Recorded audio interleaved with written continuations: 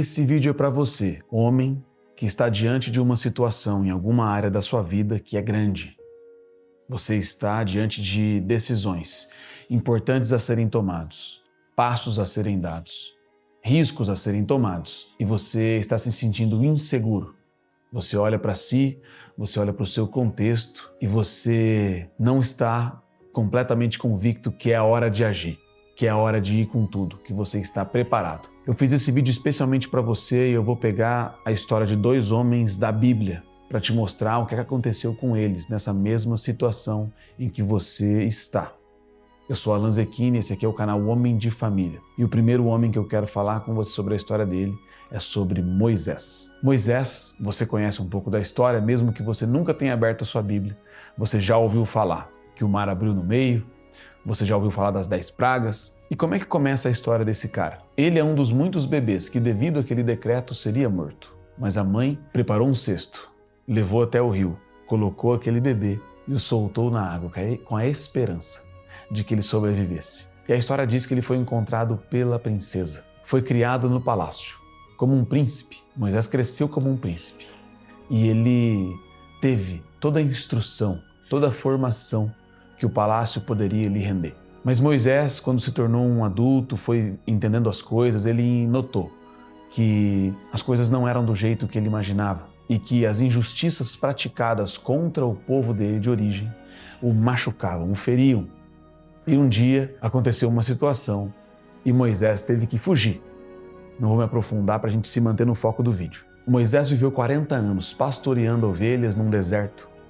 E ali Deus forjou o caráter dele em diversas coisas. E um dia, lá na sarça ardente, uma árvore que queimava, mas não era consumida, Deus o chama.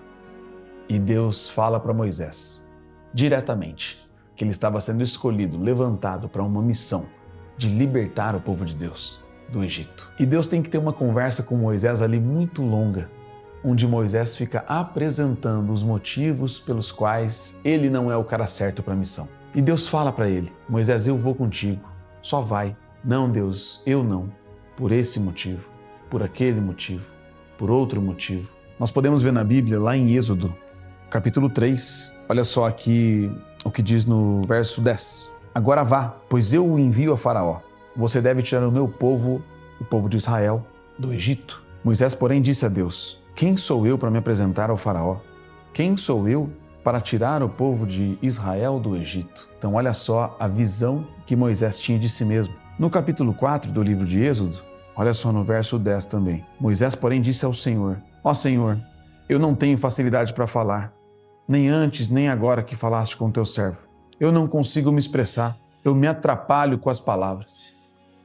Então, aqui a gente vê claramente um homem que tinha sido direcionado por Deus para uma missão, mas ele se via mal. Deus estabeleceu uma identidade para Moisés. Deus estabeleceu uma identidade para mim e para você. Mas a gente vai vivendo a nossa vida e nós cometemos erros, nós temos que lidar com problemas, nós ouvimos coisas de pessoas que não são legais e nós vamos permitindo que isso ocupe na nossa mente algo que distorce a nossa identidade.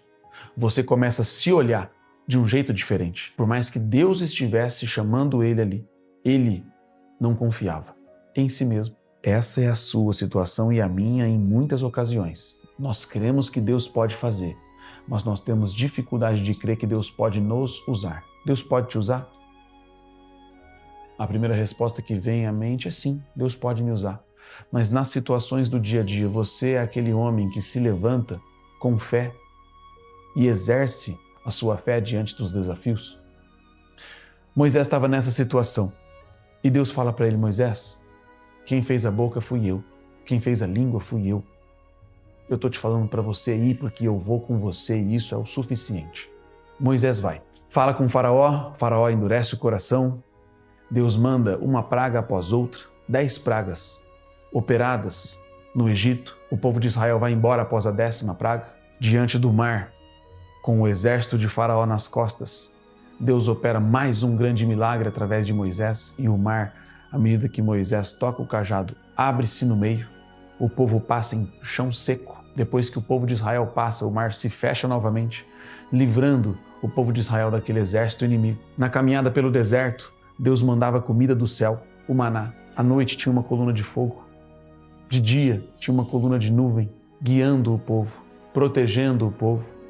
Deus fez grandes coisas através da vida de Moisés.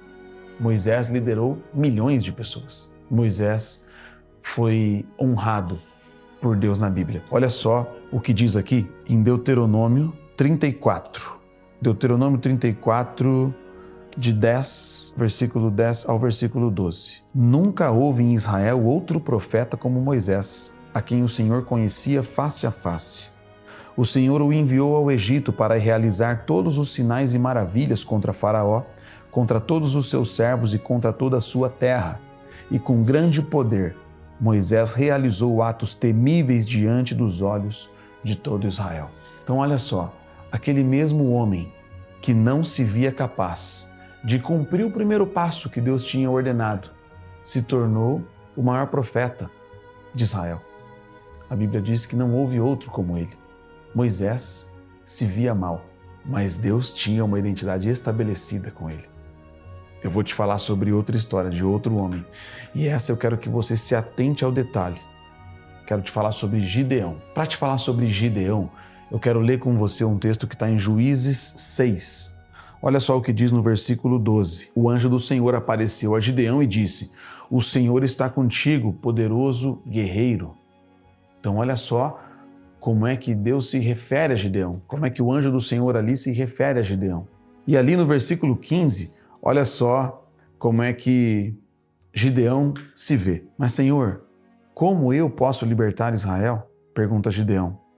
"O meu clã é o mais fraco de toda a tribo de Manassés e eu sou o menos importante da minha família." Olha a visão que Gideão tem sobre ele mesmo depois de ser chamado de poderoso guerreiro pelo anjo do Senhor que o visitou. Aqui, assim como Moisés, precisou de uma conversa para convencê-lo de que tudo daria certo se ele topasse e fosse. E ele foi. Gideão liderou uma missão que só você crendo em Deus para acreditar. Gideão tinha que enfrentar um exército de 135 mil soldados midianitas. E ele tinha um exército de 32 mil homens. Só que Deus chama Gideão e diz: "Tem muita gente aí. Fala para quem está com medo ir embora. E dos 32 mil, 22 mil vão embora. E só ficam 10 mil. Agora Gideão tem uma missão ainda mais difícil. Vencer, enfrentar um exército de 135 mil soldados com um exército de 10 mil. Mas Deus novamente diz: ainda tem muita gente. Leve esses soldados para tomar água no rio. E lá no rio, você só vai ficar com aqueles que trouxerem água do rio até a boca com as mãos." E só 300 caras fizeram isso. Gideão então agora tem 300 homens contra um exército de 135 mil. Quer saber mais? Para enfrentar esses 135 mil soldados, os 300 homens levaram um jarro e uma trombeta. E Deus fez. Deus deu a vitória. Eles venceram. E Deus deixa claro para Gideão, aqui em Juízes 7, capítulo 2, Deus deixou claro para Gideão qual era a intenção dele com isso. Olha só o que diz aqui. "O Senhor disse a Gideão: você tem guerreiros demais. Se eu deixar todos vocês lutarem contra os midianitas, Israel se vangloriará diante de mim, dizendo que se libertou por sua própria força."